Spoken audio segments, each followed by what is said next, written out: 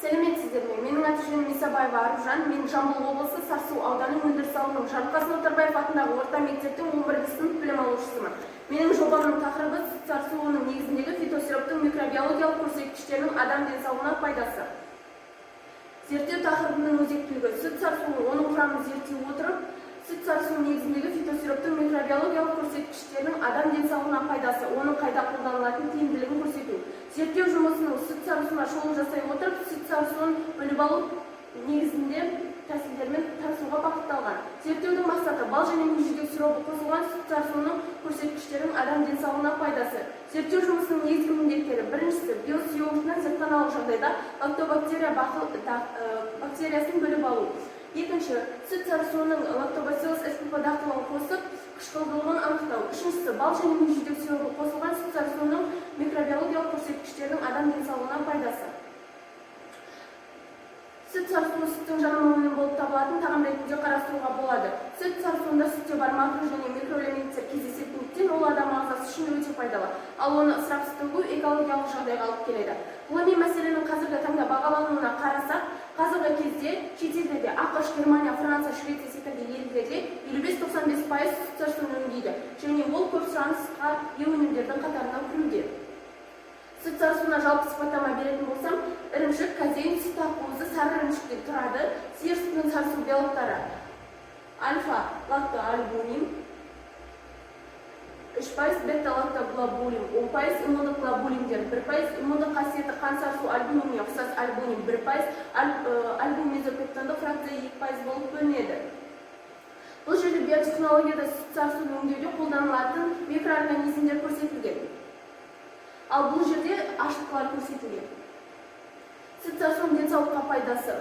Сиыр сүтіне қарағанда сарысу ақуызы ана сүтінің құрамына жақын келеді. Сондықтан балалар тағам дайындауда пайдаланылады. Қартаю үдерісін баяулатып және де артық салмақтан арылатын антиоксидант ретінде пайдаланса болады. Сіздерге бірнеше пайдалы кеңестер айта өтейін. Бірінші, иммунитетіңізді нығайтып, әртүрлі ауруларға төтеп бергіңіз келсе, онда күнделікті таңертең бір кесе сарысу ішіңіз. Екінші, теріңізді нәлендіріп, балғындығын сақтағыңыз келсе, онда лимон шырынын араластырып, сүт сарысуымен бетіңізді сүртуіңізге болады. Бұл қалыпты және майлы терілерге арналады. Үшінші, шашыңызды мықты, қалың жылтыртқыңыз келсе, сарысумен жуыңыз. Төртінші, теріңізде секпілдерден арылғыңыз келсе, 3 ас қасық ірімшікпен сарысуды араластырып, маска жасаңыз. Оны тазартқан бетке жұқалап жағып, 10 минуттан кейін жылы сумен немесе көк шаймен сүртіп тастаңыз.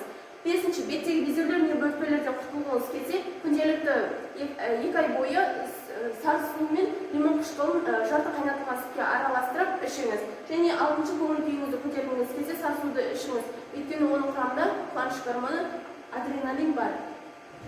Және де сіздерге тағы пайдалы кеңестер айта өтейін.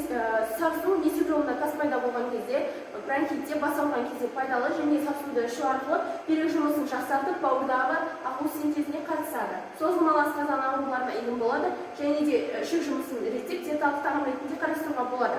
Ағзадағы қалдық су және токсиндік заттарды сыртқа шығарады. Ревматизм, гипертония кезінде көмектеседі. Қан айналымын жақсартып, атеросклерозның ұлғаюына жол бермейді.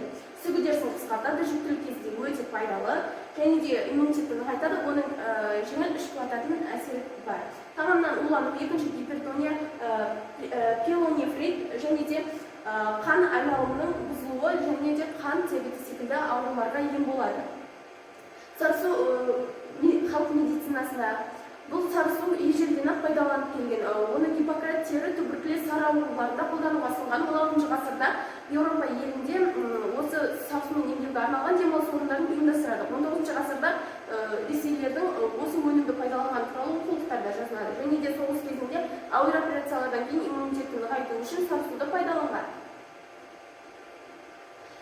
Бұл жерде әртүрлі сүт сарысуының құрамы процент көрсеткіштер бойынша көрсетілген.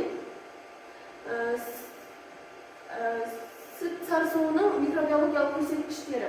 Сүт сарысуының бумашасына 24 тәулікке КОХ әдісі бойынша залалсыздандырып, арнайы электривті ортаға енгізеді. Және де лактобациллус spp бактериясын қосып, 30 градуста термостатқа термер әдісі бойынша сұйылту жасалынады. Және де менің сарысу атты фитосиробында қолданылған өнімдер көрсетілген.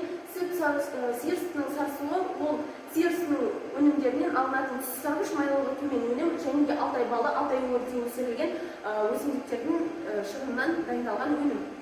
Және де мүжілік сиробы свобода сауда белгісінің шығарған өнімі.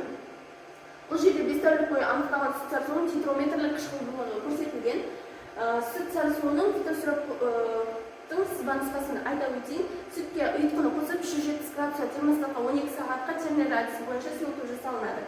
Және де оны шыққан үйіндіні сүзіп алып, сарысуын бір бөлек алып, оған лактобациллус эспиго бактериясын қосамыз. Сонда қышқылдылығы бар сарысу шығады. Оған бал және мүжілік сиробы қосып, мүжілік қосылған сарысуды аламыз.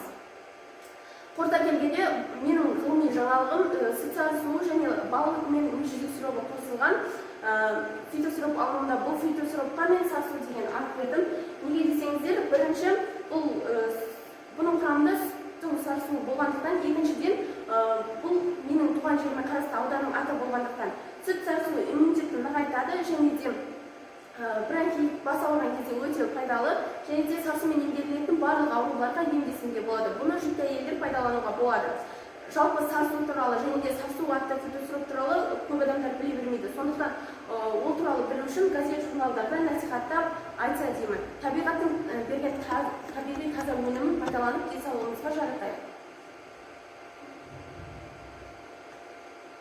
Бұл жерде менің ғылыми жобаны іздену барысында түскен фотосуреттер және де ғылыми зертханалық жұмыстан түскен фотосуреттер. Және де бұл сарысу тұрмысында да пайдаланса болады. Көріп отырсаңыздар, ыдыстың дағы бар ыдыстан кейін оның дағы жоқ болып шығады. Яғни сарысуды пайдаланғаннан кейін. Бұл лактобациллус эспиго бактериясы, яғни осы фитосиропқа қосылған бактерия. Бұл бациллобактериялар менің зертханалық жұмысында көрсетілген бактериялар болған. Ал құрметті әріптестер, сіздермен бүгін өзімнің зертханалық жұмысымды таныстыратын боламын.